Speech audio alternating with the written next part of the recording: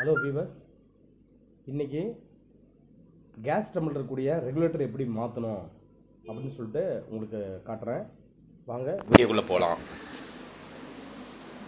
இந்த நூலை அப்படி இழுத்து பிடிச்சிட்டு நூலை அப்படி நல்லா இழுத்துக்கணும். இழுத்துட்டு இப்படி லைட்டாக அப்படி தூக்கணுன்னா ஆட்டோமேட்டிக்காக ரிலீஸ் ஆகிடுது. இங்கே பாருங்கள், இப்படி ரிலீஸ் ஆச்சுங்களா. திரும்ப நம்ம ரெகுலேட்டர் எடுத்துக்கிறோம். ரெகுலேட்டரை வந்து என்ன பண்ணுறோம் அப்படின்னாக்க இப்படி உள்ளே விட்டுட்டு இந்த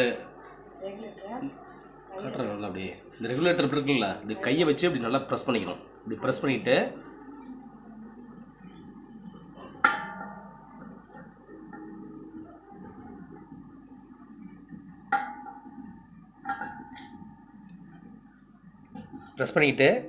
இப்படி லைட்டாக விட்டுட்டிங்க அப்படின்னாக்க இந்த கையில் அப்படி ரிமூவ் பண்ணிட்டீங்க அப்படின்னா ஒரு சத்தம் வரும்.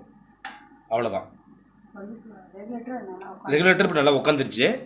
இப்போ நீங்கள் என்ன பண்ணலாம் அப்படின்னாக்கா, நீங்கள் லைட்டாக சும்மா ஜஸ்ட் அப்படி இழுத்து பார்த்தீங்கன்னா தெரியும், வராது அது. ஸோ இதுதான். அதுக்கடுத்து நம்ம செக் பண்ணி போவோம் அடுப்பில் எப்படி கேஸ் வருது அப்படிங்கிறத.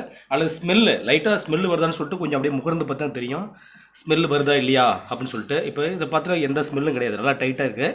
அது சமயத்தில் ஓப்பன் பண்ணிடுறோம். ஓப்பன் பண்ணிட்டு இப்போ ஸ்டவ் ஆன் பண்ணலாம்.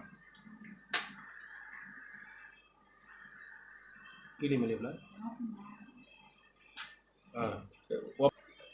பாருங்கள்.